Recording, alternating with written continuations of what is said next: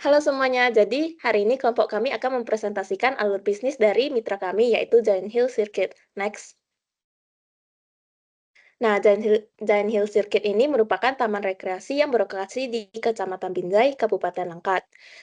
Giant Hill Circuit menawarkan berbagai spot foto yang instagramable, cocok untuk piknik dan healing, di mana di sana pengunjung dapat menikmati danau dengan bebek air, duduk santai di sekitar danau, atau bermain jungkat-jungkit. Di sana juga tersedia musola, area parkir yang luas, dan restoran yang menyajikan berbagai hidangan. Next. Jadi di bisnis proses pemesanan tiket, jadi visitor tuh dia membeli tiket, setelah itu uh, dia request ke tiket booth dan tiket booth akan menerima, so tiket booth akan memproses tiket dan tiket booth akan mengecek jika customer membutuhkan karcis parkir, dia akan proses payment sesuai dengan harga karcis dan tiket. Jika tidak, maka dia akan memproses tiket saja. Setelah itu, tiket booth akan mencetak invoice, akan mengirimkan invoice-nya kepada visitor dan visitor akan menerima invoice. Setelah menerima invoice, visitor akan melakukan pembayaran. Setelah itu, tiket booth akan mencetak tiket, setelah itu memberi tiket kepada visitor. Setelah tiket diterima, maka proses bisnis akan selesai. Next akan dijelaskan oleh Farel. Selanjutnya ada proses bisnis serve makanan. Jadi proses bisnis ini dimulai dari customer yang melihat menu, kemudian customer akan melakukan memesan pesanan, lalu pesanan tersebut akan diterima oleh kantin yang dimana selanjutnya akan diproses, kemudian customer akan melakukan pembayaran yang akan diterima oleh kantin, lalu uh, kantin pun menyerahkan pemesanannya dan proses bisnis ini akan berakhir pada saat customer menerima pesanannya. Selanjutnya akan dijelaskan oleh Salim. Selanjutnya adalah restock.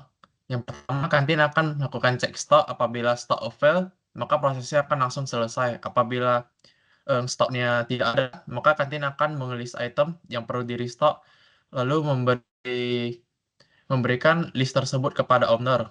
Owner akan menerima lalu melakukan review. Setelah itu akan melakukan pembelian stok tersebut kepada supplier. Selanjutnya, supplier akan memproses pembelian dan mengirim barang tersebut kepada owner. Owner menerima, kantin akan melakukan pembukuan stok. Next.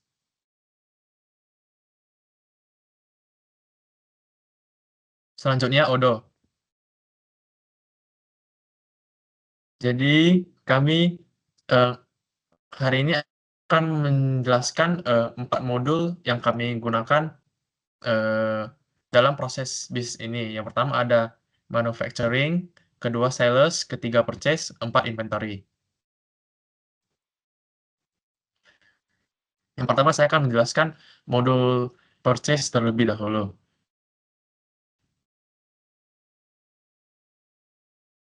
Pertama, vendors, ke menu vendors. Di sini terdapat beberapa vendors yang mensuplai bahan baku ke Giant Hill.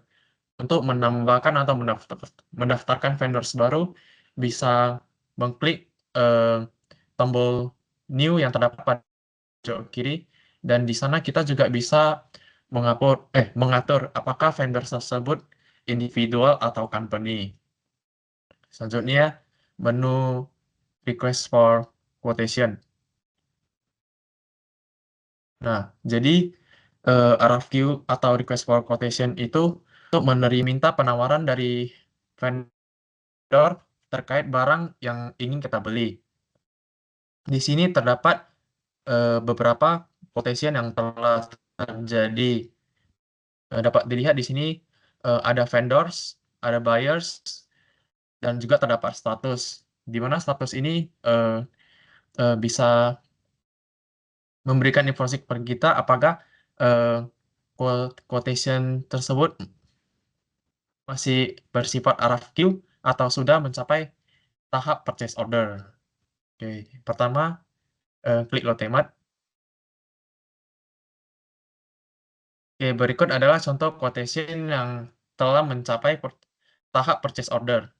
Di sini dapat terlihat nama vendor Lotemat, Dan juga beberapa produk seperti telur minyak yang berkuantiti masing-masing 100 dengan total hasil 3.762.900. Oke, selanjutnya modul manufacturing akan dijelaskan oleh Justin Watandi.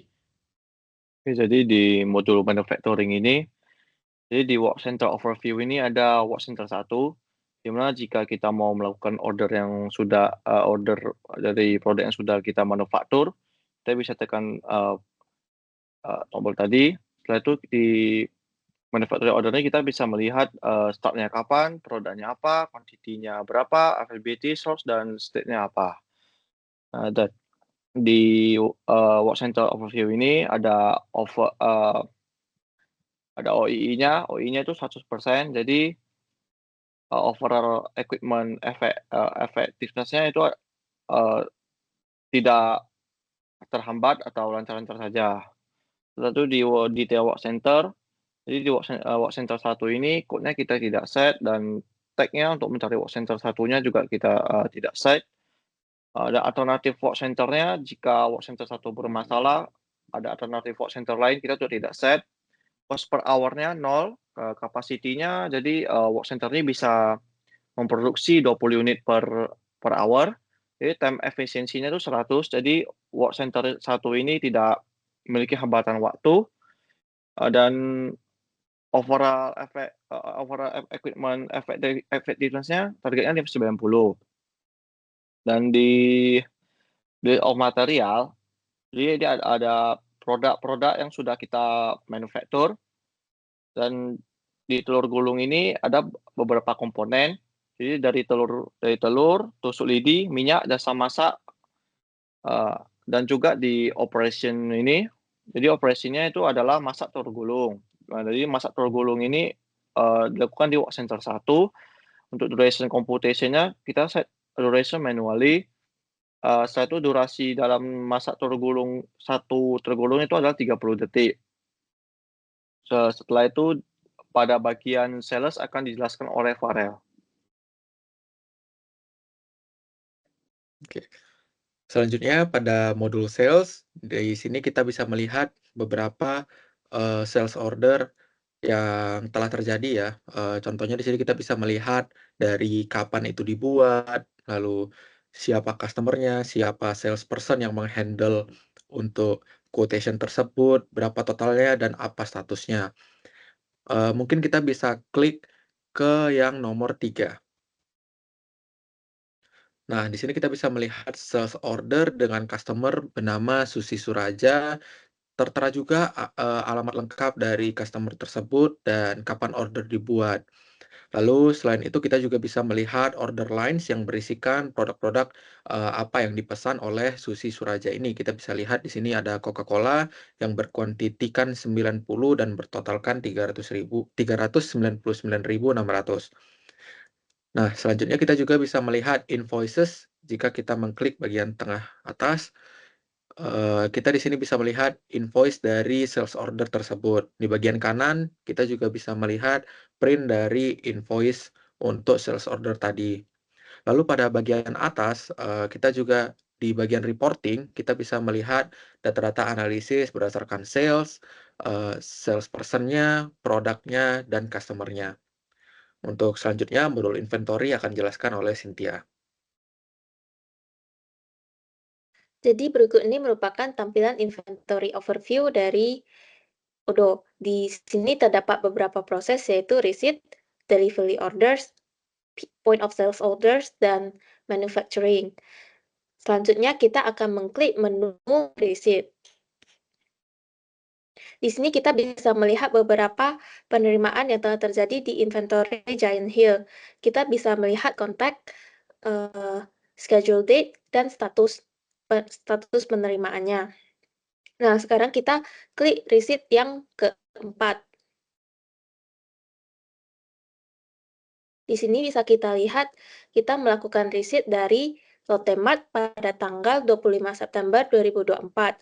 Dan di sini juga kita bisa melihat produk-produknya itu ada apa aja, yaitu telur, minyak, dan tusuk lidi yang masing-masing kuantitasnya 100 pieces. Lanjut, di sini kita akan klik menu produk. Nah, berikut ini ditampilkan, produk-produk yang ada di inventory Giant Hill. Next.